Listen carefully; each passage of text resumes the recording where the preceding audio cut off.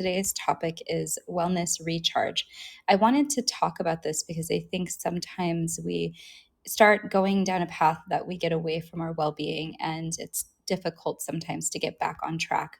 Other times we're really in the, kind of in the routine, we're going forward, we're making sure that we have progress, and we might have accountability buddies and trainers and other things that are helping us along the way. But I wanted to just get an idea from folks about where they are with their well being, how we can collectively make our well being a little bit better, and if there are any things in the 8 dimensions of wellness that I'll talk about today that resonate with you as work that you really need to continue doing, then we might be able to dig into some ideas of what that would look like. So that's what we're talking about today. So, the 8 dimensions of wellness that I use for my models to work with different entrepreneurs on their well being include a couple of things that I think are pretty well known in terms of the wellness space, but we don't always think of all of the 8 dimensions. And so that's why I try to help people think through, well, what are these 8 dimensions? How do they apply them in their life? And then as they're applying them, how do they keep going in their journey to expand in these particular areas? So I'll go over the 8 dimensions of wellness first, and we'll see if anyone wants to join in the conversation. And I see Denai can't come up, but I will still keep going, and we'll see who happens to come in. So the 8 dimensions of wellness are something that I've worked with for a long time, and I think there are different models out there. Some are 9, some are 7, and it's really up to you which ones you kind of want to use in terms of the model that you think is best for you. I work with one that is 8 dimensions, and I think it gives me a lot of flexibility to categorize the things that I need to work on into these 8 dimensions. So the first dimension is one that we talk about a lot, which is physical wellness. And that includes things like your eating, your resting, anything to do with your physical health, prevention, including, your health preventative aspects of, your healthcare. So that might be your well visits, your medication management, things like that. All of those pieces contribute to your physical well-being. And as we go through life, we tend to pay more attention to our physical well-being than the other parts of our well-being. And it's not because the other ones are less important. It's just that more resources and more focus have been brought to our physical well-being. And it's something that we often can do something about right now. And when we do that thing, we immediately see a return on our investment. The only part of that that tends to get ignored is this prevention aspect, where we can actually put effort in before there's a problem. And as problems arise, we can try to mitigate the issues that come up. And it's really important to keep that preventative aspect to your physical health and your physical well-being. The next dimension is mental wellness or mental well-being. And in mental well-being, it's more than just mental illness or the absence of mental illness. It's about the emotions that you have every day as you go through your journey. And those might change over time throughout the day. They might also change in how you understand your emotions and how you relate to your emotions as you go through your journey of life. And so there's a lot of different reasons why you want to pay attention to your mental well-being. One of them is because it contributes to how successful you can be on a daily basis of getting your actions done. And particularly if you're an entrepreneur, this is really the motivation pieces, the continual drive to keep going, the drive by your passion. A lot of these things are related to your emotions, and emotions are even related to your financial well-being. So as you are going through your financial journey, particularly when you are thinking about your business or your nonprofit, sometimes the emotion that comes with the financial journey part of it is overwhelming, or it's something that you may not necessarily be able to control, and therefore you feel some sort of way about it. You feel like there is something that is missing, is lacking, is needed, or more work is needed. And in your financial well-being and your emotional well-being, because they're so tied together, sometimes it's helpful to think through with your emotional well-being, when you're feeling a certain way, what is the root of that? And if it's not an emotion, or if it's in a relationship, say a problem with someone or like I said, if it's finances or work or other things, you want to explore both the emotional part and the root cause. Now, the root cause might be a different facet of your well-being, which generally it is. And that would mean that you would be kind of looking at multiple things at the same time. So your emotional well-being is really complex, but it can be very simple. It's checking in with yourself, making sure that if you have triggers or past traumas, that you have resources to work through those.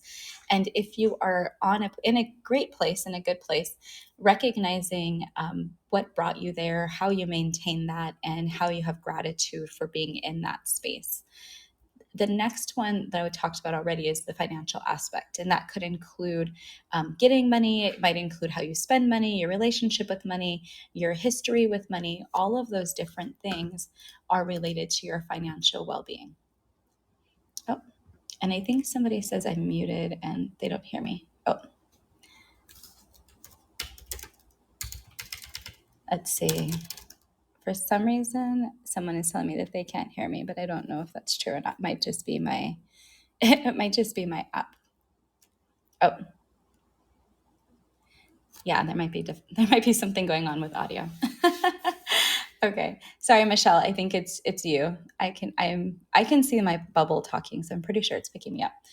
So with the financial well-being piece of it, like I said, it's not just about what you're spending or how you're spending, but it's also your relationship with money and how you feel about it and how you have potential to go forward with what you're trying to manifest. And if you're really working on your manifestation journey and you're visioning a lot of things, you might be visioning yourself in a different financial place.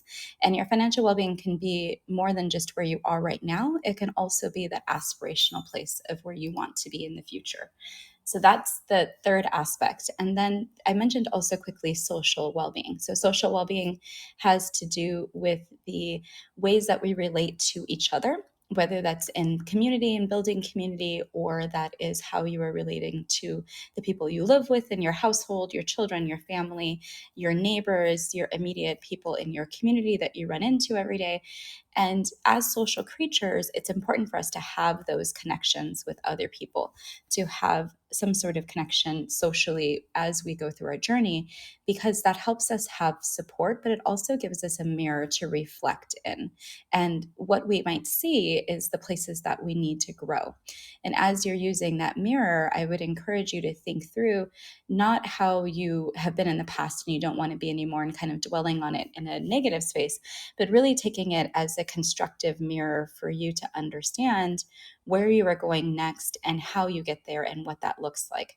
So sometimes you may see people that are along your journey, you're like, wow, I really want to be where they are. And you might feel a tinge of jealousy or nervousness or whatever being around them. But one of the things you can really do is think about that social connection with that person and being inspired by them rather than having this more negative interaction on a social level. So, social well being is also, again, very, very complex, but it does contribute to your overall wellness as you think through, well, how are these social connections beneficial to me? Or how can I use these social connections in a different way so that I can feel better about them? Some of that, again, is healing past traumas and other things that you might need to move forward in your journey. So welcome. I know a couple people joined us. This is the Social Impact Level Up Club. This is my weekly room that we do for social entrepreneurs to talk about different issues. Today, we're talking about well-being and wellness and recharging your wellness. I'm just going through the 8 dimensions of wellness right now.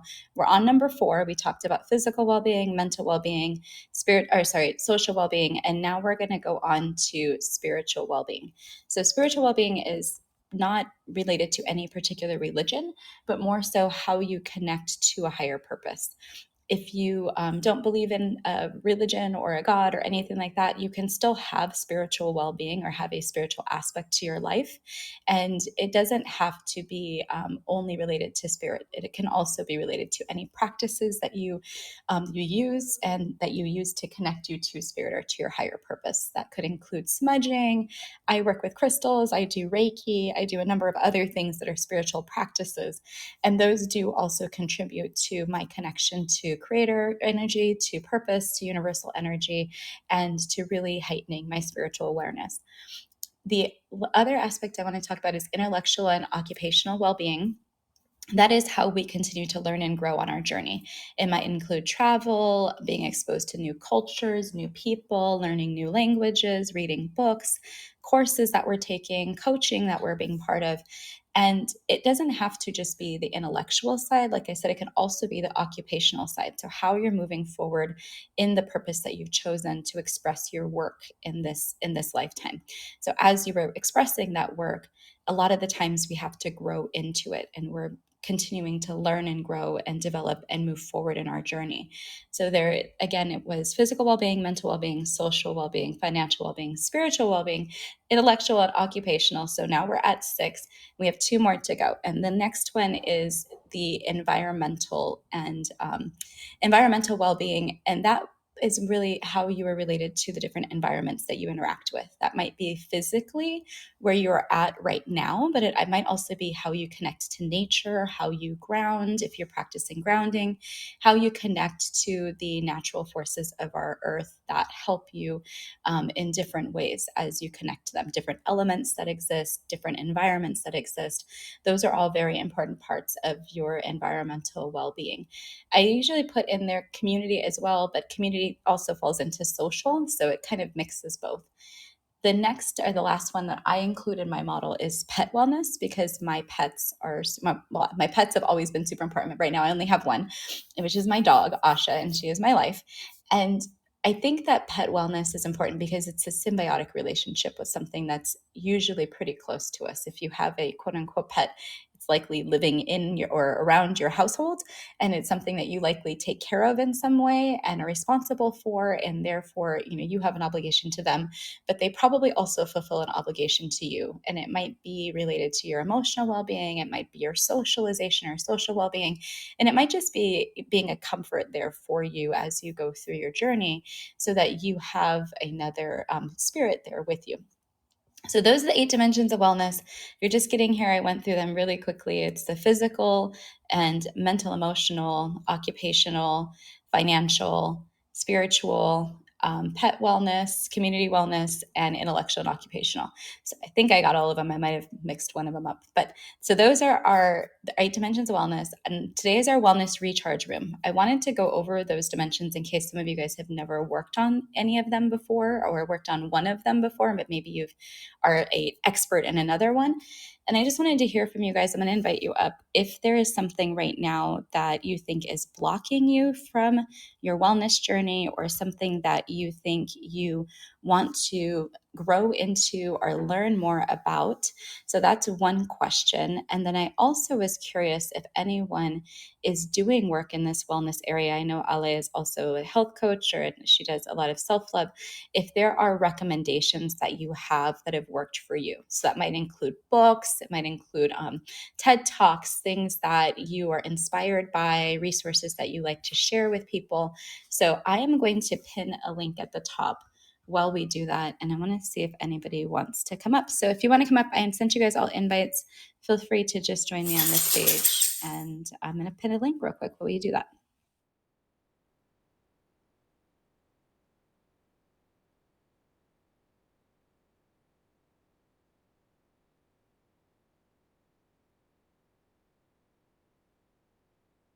Cool. Well, you guys are so quiet today. So, anyways, well, I will go on talking for this whole entire hour. If you guys don't want to come talk, feel free to come up whenever you want to. This is a flow desk form, you can see, but it really has a real name if you click on it. This is a challenge that I'm running that is going to be a 3-day email challenge. So you sign up and it'll get delivered to you by email. You don't have to do anything else. It'll come for 3 days. And it was inspired by the blog post that I wrote that had Cynthia in it and a couple of other folks from our Latinx community here on Clubhouse about how they each individually are changing the world. And I think it's really important to recognize how different people have contributed to already the difference that I see in our community here on Clubhouse. And a lot of these people, these women in particular, have done amazing things that are really, really simple that any of us can do. And so what I did was I took from their stories the actions that they're doing. So exactly what it is that each of them are doing, and broke it down into simple steps that each of us can commit to for 3 days. And so that's what this challenge is about. It's a email a day, a video a day, and one meditation that's going to come in the third day. And we'll go through day one talking about how you are going to be building hope. And building hope is, something that you can do with these 5 tips. And it could be just ideas that you think about related to how you would contribute to changing the world. So those are kind of 5 things you'll go through on day one. Day two is really about journaling and digging into your own hopes and dreams for what you'd like to see, and using those 5 tips as an example with journal prompts that you can pull from. And then day 3 is digging into some affirmations that are specifically chosen to inspire you to create social change. So I picked these because I thought that they were great examples of how people like social entrepreneurs and nonprofit leaders are doing things every day, but they need to stay motivated. And these affirmation statements are specifically to motivate people like us who are trying to create change, but also trying to be successful at the same time. So this is what the 3-day challenge is about. And go ahead and sign up if you want on the link, and it'll be around. I'll keep the challenge open. I think I'm going to do it at least until March. So the challenge will be open till March. And all you have to do is go on the Flowdesk form, type in your email and your name, and you will get the challenge by email starting, I think it's coming on Friday. So it starts on Friday, and you'll have 3 days. And in those 3 days, you'll also be challenged to post about what you're doing. So as you are going through each of them, having a social media post, it could be a story, it could be a blog post, it could be something, but just kind of mentioning the things that you are working on related to this challenge. So that's the one thing I wanted to share today in our room so people can start signing up. And like I said, I'll have this around for a month, and then it'll go on the website as a download. So it'll still be around, but I won't be promoting it after March. So get it now. And then if you need it later, you can go to my website. It'll be there. So that's what's going on with me today. And I can talk a little bit about my wellness journey. And I would love if anybody wants to come up and share what you got working on, what you have going on. But I think right now for me, the biggest struggle is staying consistent with activity and making sure that my activity level and my input with food is matching the ratio correctly. So rather than eating as much chocolate as I want every night, I really do need to think about, what is my goal? Am I going to be dropping weight? Am I going to be gaining muscle? What exactly am I doing with my physical health in terms of, doctor's appointments and things like that? So for this first quarter, because it is the beginning of the year, and I do always forget last year when the last time I had my pap smear was and the last time I had my well visit appointment with my doctor was, I often try to use this first month to figure out the calendar for the rest of my physical well-being. So that includes, what is my workout routine going to be? What are my goals for this particular quarter with my workout and my physical health? And then what appointments, if any, do I need to attend to in the next 12 weeks? So this is, really focusing on this first quarter and getting my life together. In the beginning of the year, I try to always reset and do this, because as I'm recharging my wellness and resetting my goals, there's a lot of time in there that I realized these were goals I had last year. Like some of these were some of the things that were left over from a previous year that I just quite haven't figured out. And I don't beat myself up over that. What I try to do is give myself credit for where I've come to this point in my journey beyond where I started. And where I'm going to go next is the next step I'm pushing myself towards. So even if I don't feel like I'm all the way where I want to be at this point, I haven't dropped as much body fat as I wanted to, or whatever I'm sort of in my head ruminating in the thoughts about, I can move past that very quickly if I keep myself motivated to move forward towards my goal. So even if I'm working on this mindset stuff and I'm feeling kind of low, a key point for me is to pause and to give myself credit for where I've gotten to, and then to start planning an action to move forward. So if you are stuck right now, or you are thinking, hey, there was some things that I didn't do last year, things that I didn't quite get to, my goals or my resolutions or whatever that I didn't really finish from last year, Don't beat yourself up over that. That's absolutely normal. And a lot of the times when we get off track, we tend to spend more time thinking about what we didn't do than actually getting ourselves back on track. So, what I'd encourage you to do is spend that energy instead on figuring out how to bring yourself back to the place you want to be and keep moving forward from there. Now, the other thing about wellness is that a lot of the times when we're working on a particular aspect of our well-being, we discover other ones that need that need fixing. And I like to keep in my weekly routine time for all of these different things. So in my Fridays, I have Financial Wellness Friday. So I know that when I am working on my Friday planning, I have time in there to work on both my personal finances and my business finances. And what that does is that relieves some of the anxiety which you could be experiencing because you feel insecure about that financial piece of your life. And that could include your personal finances, it might include your business finances, it might just be we're scared that tax season is coming. There's a lot of different reasons why that anxiety might be there. But as I've scheduled that time into my week, even if I don't happen to need it that week because everything is in check and nothing needs to be balanced, moved, or anything like that, I still know that that time is there for me and I can choose to use it a different way, but I can't schedule over it. And that has been really, really crucial for me to feel like I have control over my financial situation, even when I probably don't have control over it. Right? It's like this perception of control that I need to feel in order to feel less anxiety. So having it in the schedule is really, really important to me. The other thing that I do is I keep a couple hours in my morning where I know I'm still technically quote unquote working. I might be here on Clubhouse, I might be walking the dog and doing other things, but I'm working on my well being while I'm doing something else in my routine. So that could be, thinking about like, okay, I'm networking, but I'm also then working out at the same time. It could be that I'm walking the dog and working out, but I'm also here listening to something on Clubhouse that is going to help me move forward. Do that because sometimes we don't put in the right amount of time in our schedule for our well-being. And so we're so scheduled out that we just decide not to do it rather than trying to figure out how to layer it into our natural routine. So that would be another tip is to think about, are there times that you can layer in these activities to what you're naturally doing? And as you do that, how do you make that a habit? Just like my dog walks, like I said, I'm on Clubhouse, I'm walking my dog, I'm doing my activity, and I'm also working on my business at the same time. Now, that might seem kind of like, okay, well, how are you paying attention to all of the things? But in reality, walking my dog doesn't require much thought. In fact, she usually leads me around exactly where she wants me to go. And then once I'm, on Clubhouse, I'm usually picking a topic that I'm listening to that'll help me grow. So this gets back to my intellectual and occupational well-being.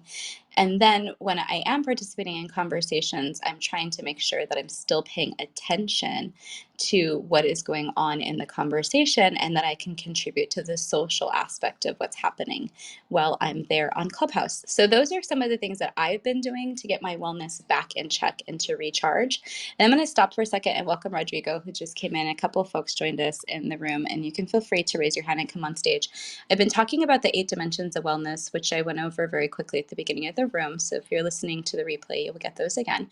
Oh, Rodrigo is back on the phone, so I'll go over them again. So it's physical well-being, mental, emotional well-being, spiritual well-being, social well-being, financial well-being, intellectual and occupational, environmental and community, and then pet well-being. So those are our 8 dimensions. And as I was talking through with folks here who've been here since the beginning of the room, you have different times when you're working on different things and different priorities, and you may find and discover that as you do that work, other parts of your well-being need some more recharging. They need some more work as well. If I do feel like I'm losing motivation, I have little tips and tricks to get me back into the space of continuing down my well-being journey.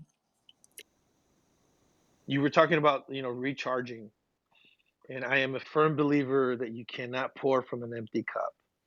And I'm pretty sure you already said that, but I just want to reiterate that because it is extremely important that we take time to recharge ourselves. It's impossible with the things that we have to do, whether it's, just within ourselves, our community. society at large that we don't take time for ourselves and make sure that we recharge. And that can, I think you listed several things that that are important. And the one that caught my ear was really just kind of like, your mental well-being. I think a lot of people take that for granted. They don't understand how important it is to make sure that you resolve issues that are going on, that you have good communication, that you don't hold on to things, or at the very least, you know what? Let it go. Just let it go, but truly let it go. And it takes work though. It takes work to get there. The question, Rodrigo and Luz, was how are you doing in your well-being journey? And as you are going through your journey, are there things that you need, are lacking, or working on that you want support for? And or are there things that you want to celebrate that you're doing really well? So I mentioned all the dimensions of wellness. I'm not going to go over them again. I'll go in a second, another reset. But I wanted to just hear from you guys if there is something that you want to share related to where you are in your journey.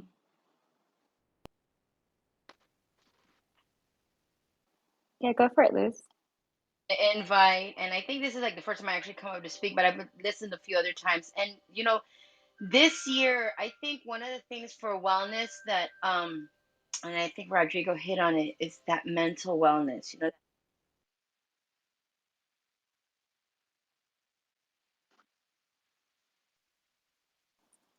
Rodrigo, are you hearing Luz or is it I just don't me? hear Luz. She seems to, yeah, her signal's not good. Luz, I think we're missing part of what you're saying. Do you want to maybe get to somewhere where you can hear, we can hear you a little better and then share again?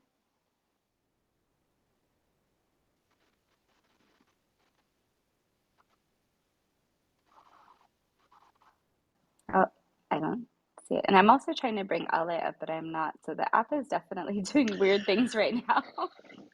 Yeah, it's either the app or Luz has Doc Rico's Wi-Fi provider because she's experiencing the same thing that Doc Rico does a lot of times when we're speaking. No, because I just got these ear pods and I'm trying to figure them Wait, out how earpods or to use them. AirPods? What did you get? Ese mismo. Nah, because earpods are the knockoff ones. That's probably why. Oh Earpods no. are the ones you get on the corner, a little Havana over there. Eso Yeah. mismo. Well, let me tell you, the way I got these was that somebody had left them behind in my classroom, and I had left them there in my classroom for about a month because I figured, oye, these are not cheap. They'll come back and they'll get them. Bueno, mijo, a month passed by.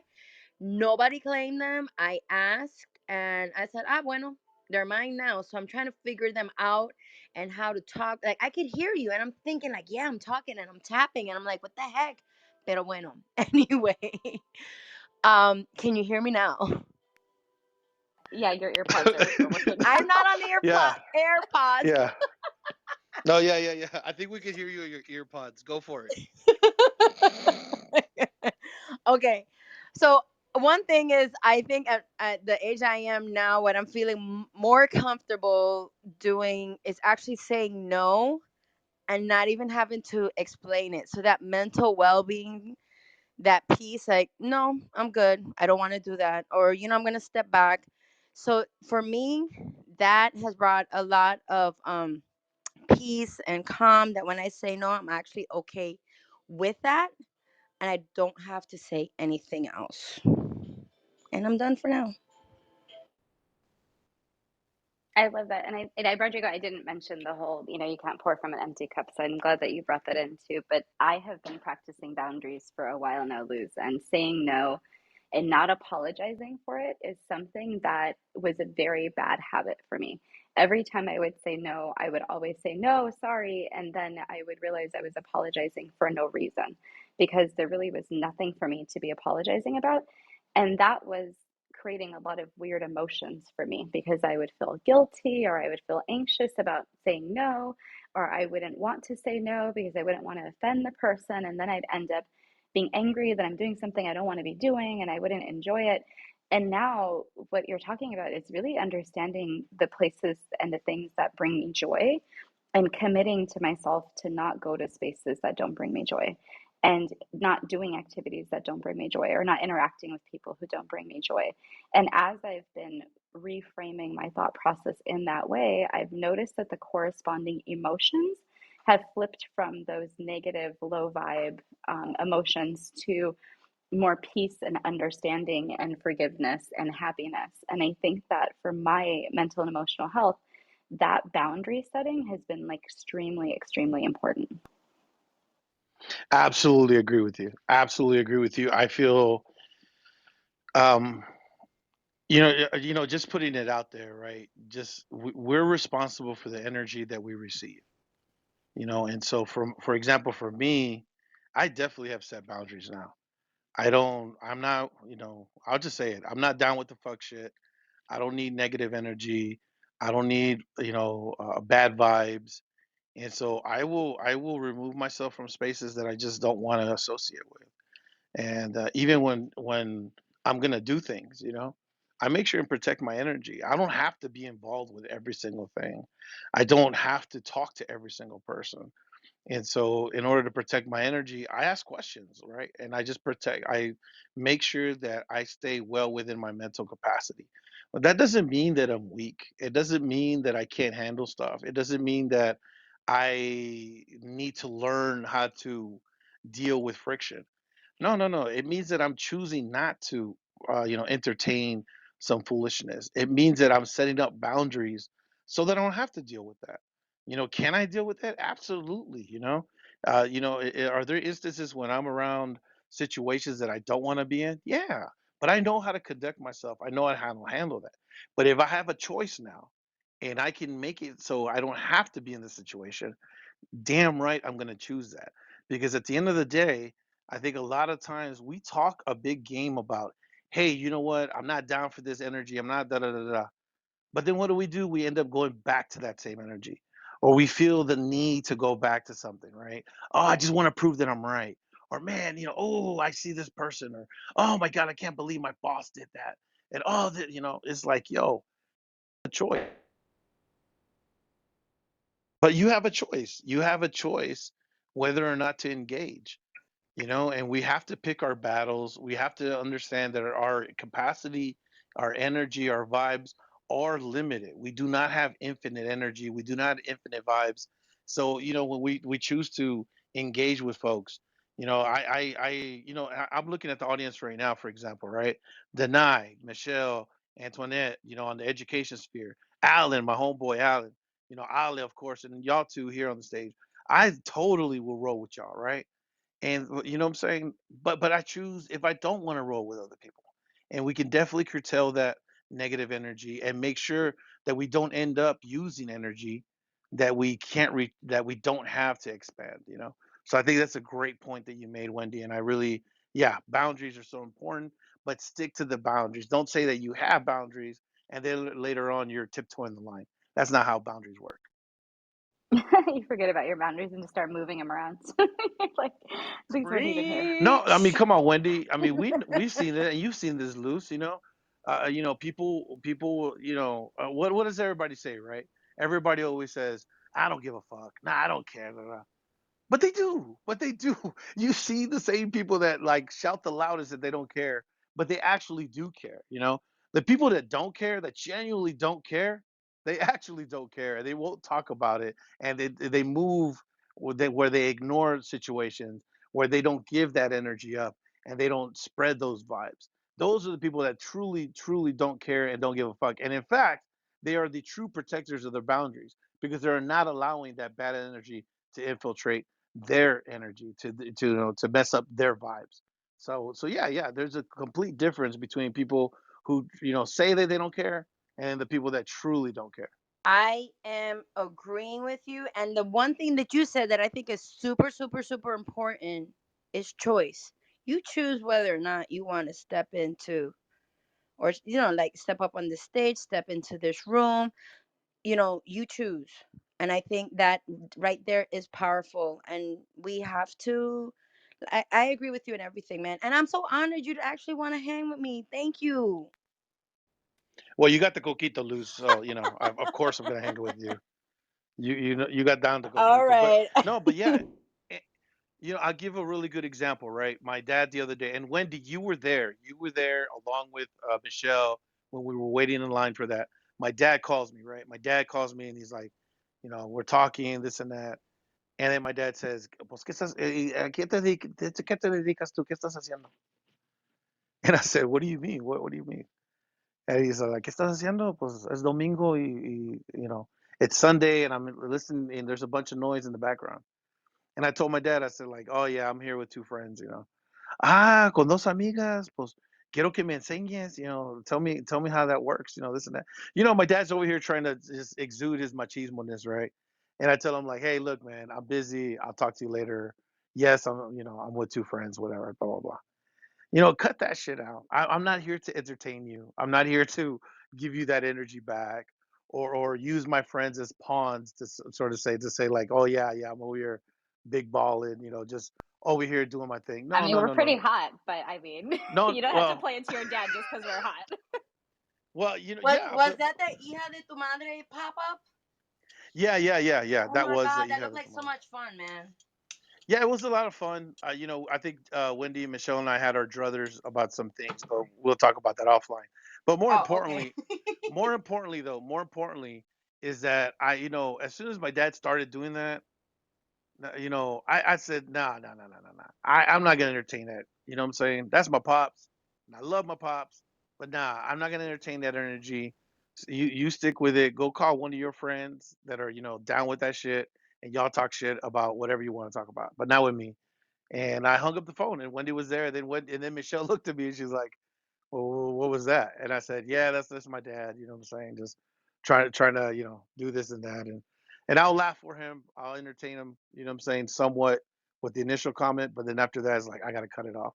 My whole point with sharing all that is that we always have a choice. We always have a choice, and when we don't choose appropriately, we end up spending our energy, and then we have to recharge. And so if we can protect our energy to begin with, our vibes, then we have plenty of energy to give out when we do need to go out there and make an impact. Whether it's in our community, with our friends, with our relationships, or just society in general. I agree. I agree. And yeah, I think that when you tell people, hey, not right now, I'm not entertaining this, they get confused. Like they almost like look at you like, what? Why are you saying that to me right now? And I know that sometimes people have been taken aback when I put up the boundary because I've been so malleable in the past. It might, again, going back to that trauma and the things that you carry with you from your past, when you are not healing it and you don't know what it is and you don't know how to work with it, a lot of the times you just give in to what anybody else is asking, whatever boundaries they've set for you or the boundaries that you exist by, rather than being able to say, no, this is my boundary and I'm going to stand firm in that. And I don't care what the result is with you. Not that I don't care completely. I mean, I probably care about you, but I don't care when you are pushing me in a place that I don't want to be. And when you're forcing me to do something I don't want to do. At that point, I have to stop caring because you're not caring about me when you are doing that. And I think that it's hard to say that to our parents, particularly our dads. I think Rodrigo and I both have our dads have this eerily similar vibe.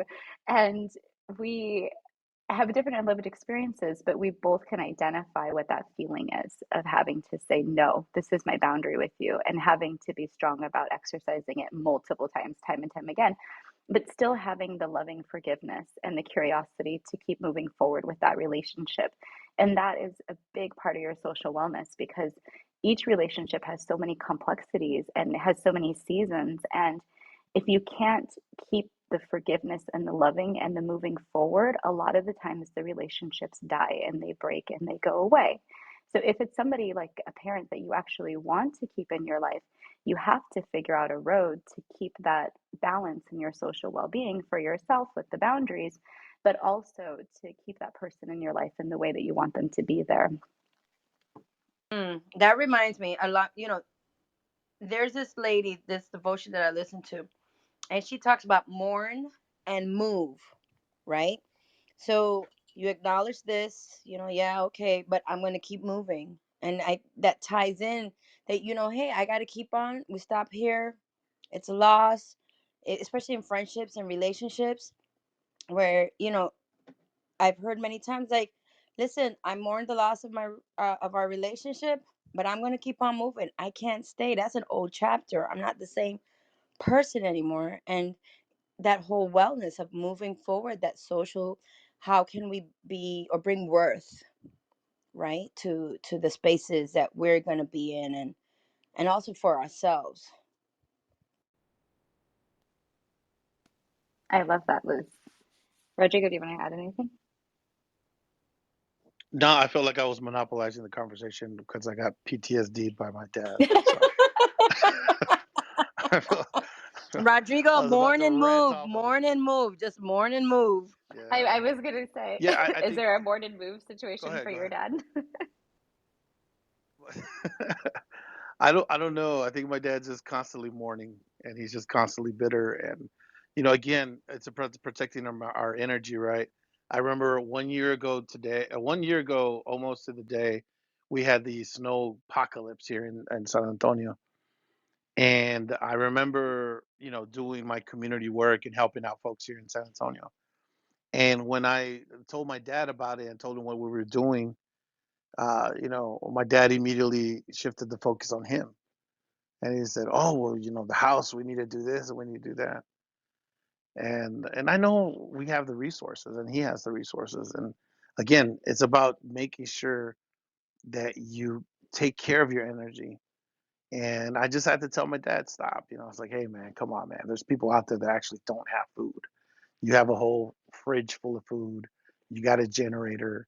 You have a fireplace. You have stacks of wood out in the back. We're good. You're good. Trust me.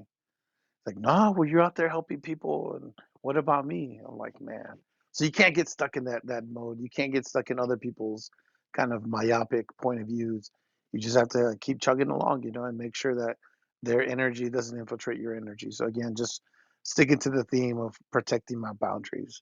Seems I have to do that a lot with my dad sometimes. So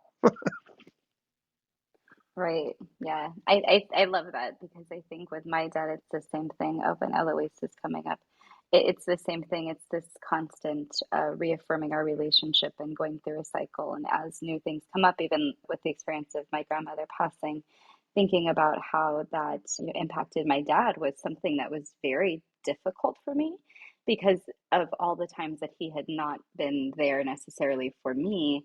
It was difficult for me to step up and be there for him without passing judgment, without reservation, without any kind of hurt or trauma coming with it. And sometimes I think when we are trying to move past in these different dimensions of wellness, moving past the challenges that we've had in our lifetime, you have to figure out a way to still show up and to show up the way you want to show up and not the way that the person in your past might be bitter, not in the way they want to show up. And I know that when I've been younger, that was one of the biggest lessons that I had is that I would show up with this, sort of chip on my shoulder sort of situation because someone had done XYZ thing to me in the past. And then it didn't contribute to my well being. It didn't help me feel any better. Even when I showed up with that anger or that distrust or that hurt, it didn't help my emotions get out of that negative space. It still kept me there, in fact. So now the new approach is to try to figure out that crucial point of forgiveness and of still accountability at the same time as understanding, and again the curiosity to keep going forward with the relationship. And that could be any type of relationship, friendships, family, whatever it is, but it also still has to be supportive of me and where I'm going in my journey and contribute to my journey. So that's where I landed with the situation. I don't know if you can find some other balance, but I also have had the whole like mourn and then like be happy about losing a relationship in the past lose. So I think I've moved on, but then been happily moved on, several times from friendships that just weren't serving me.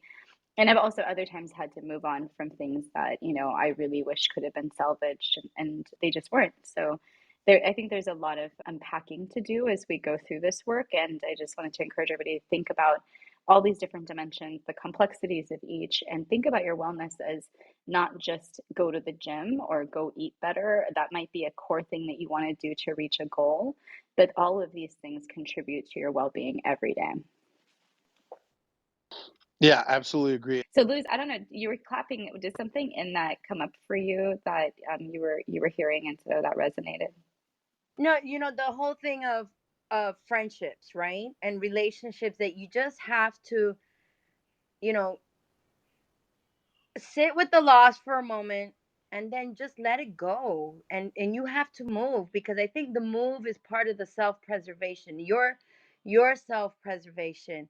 And the pandemic really hit that, because if you don't know, I'm an extrovert, right? So I like to be around people, and that really hit hard. Where did I go? I turned to the internet, and that's how I met Denai, and I met Dali. And so, you know being in a position where, I did lose friendships during that time, um and we've never like really gotten back the same, prior to the pandemic. But I'm also at a place that I'm okay with that. I'm okay we're not back to where we were, right? And meeting other people and being on the app, and like meeting you, Wendy. Who would have ever thought I would be talking with, I don't know how many people across the nation? Like, I would never meet Rodrigo here in Miami, right? He doesn't come here because the tacos are bad. But I wouldn't. And Ali's in Hialeah. I don't go to Hialeah. I would never meet Ali. But here I am. And so, it's been good for me, that social connect, that wellness recharge, that. And sometimes, you have to be good with the move, and just allow yourself to, then be available. But it's like I was telling someone, I said, listen, it's not that I don't want you to eat. I just don't want you at my table. You could go sit in the mezzanine and we're good. But it's not the same as before. And I'm done. Ooh, she said you got to work to get back Yo, in. yo, no, I had not heard that one before, Luz. I'm Which gonna one? take that. You don't have to, I don't care if you eat, you just can't sit at my table. Yeah, you Oof. just go back to the mezzanine. I don't want you to be without food, but you're just not gonna eat at my table. That's all. Yeah, I like that. And she ain't going to share her coquito either. No, no, but So, I like that though, and that's the way we should really think about things. When you truly, other people's energy should not affect you. If you really don't care, and you're trying, it shouldn't affect you. And so if they're successful over here, they're doing their thing, that is not a problem. In fact, I encourage folks to do that because at the end of the day, what I'm saying? Their success or lack thereof doesn't affect me. It doesn't affect you. It doesn't affect anybody. So I think that's why it's really important that, that, hey, you know what? I'm not going to get into the way of your success or your failure. You do your own thing. And I think that's another portion of us making sure that we do recharge properly, right? Sometimes when we see other folks failing, right? We may think of that as kind of like an up thing, like, look at them, haha, blah blah blah. But that's not the right type of recharge. You're recharging based on the failure of somebody else. You're recharging on somebody else's lack of success or whatever. Is it a petty recharge? Absolutely, and I think everybody loves those petty recharges. But is it a true recharge? No, absolutely not. The recharges that we definitely need are the ones that impact our community, that impact our friendships, that impact our our businesses, and just the well-being of everybody that we love. Those are the true recharges. So whenever, for example, again, I'll go back to the example of Wendy and Michelle. They came down this weekend and we hung out. That was a beautiful recharge for me because we hung out. We just talked about whatever. We were watching some stupid shows on the TV at one point. We went to go eat some good food. We had some drinks. We ended up going to this like jam thing where like people were like juggling and flipping and doing acrobats and stuff like that. All kinds of dope shit. It was a fantastic recharge because I'm with people that I want to be with, and we're just hanging out and we're just resting. We didn't even talk about work all that much. I mean, I think if anybody spoke about work, maybe Wendy and I were talking a little bit about like our podcast and this and that. But for the most part, we recharged. We just, we were just chill. We enjoyed the weekend and the company of friends. And I think again, you have to do that if you want to tackle that work, because then that gives you the impetus, that gives you that need, that goal. Well, you know what, I want to have more weekends like that where I can just take off. So I got to bust my butt. I'm going to work, I'm going to do this, do that, so that I feel good. That way when I do take 2 3 days off, I don't feel guilty about it, like you were talking about earlier, Wendy. I don't have to apologize for not getting back to an email. I'll get to it when I can, but I know that this recharge is more important right now than this email that I should or shouldn't respond to at this point. So again, another point as to why we have to do, good recharges, not just any recharge when it comes to our wellness. Yep, yeah, this weekend was a great power up for me also. So thanks everybody who's been here listening. I know a couple of you guys, we've had some audio issues. I don't know if Ale ever got on the stage or not. It's TBD if we could hear Ale or not. But Me in the Luis, do back. you see Ale? I don't see Ale on stage. She's still in the mezzanine for me. So Yeah, I don't think we ever actually successfully got you on Hold stage. on. I am trying to get these. ¿Cómo se llama esto? Los AirPods The esto to earpods? work. We're trying to get the no, earpods the fixed. ear pods. You got the ear pods. Eso. Loose. Oye, What do they come up as on your Bluetooth when you connect them to your Bluetooth? What do they come up as? Earpods for what do you sure. mean what they come up at? Well, no, because I've seen my oldest had a pair of fake AirPods, and they came up as i7s, I think, or X7s or some like that. No, I renamed them so they come up as what I renamed them. And so I was trying. No te rías de mí, man. I don't know. You know what? I told my son, I said, you need to walk me through this. I'll learn. Did he do that? No, he says, I got a set for you here, mom. So tú sabes, yo me creo fancy, me pongo los dos, and I'm like tapping away, like, hello, hello, hello, hello, hello. Bien boba que me veo, pero bueno. Ale just sent in the back channel that she told Rodrigo there are no good taco places in Miami, but there are some good birra places opening soon. Well, there you go. Next Uh-huh. next recharge trip, we're going to Miami. Oh, you heard it here All Wait, on are, Clubhouse. right. am I going? Is that what's going on? I guess we're planning it right now in this room. Yeah. It's in Hello. public. Sorry, Rodrigo. It's on replays. We're I going to I Miami. It's I on replay. It's going to end up on the podcast. Ya te chavaste.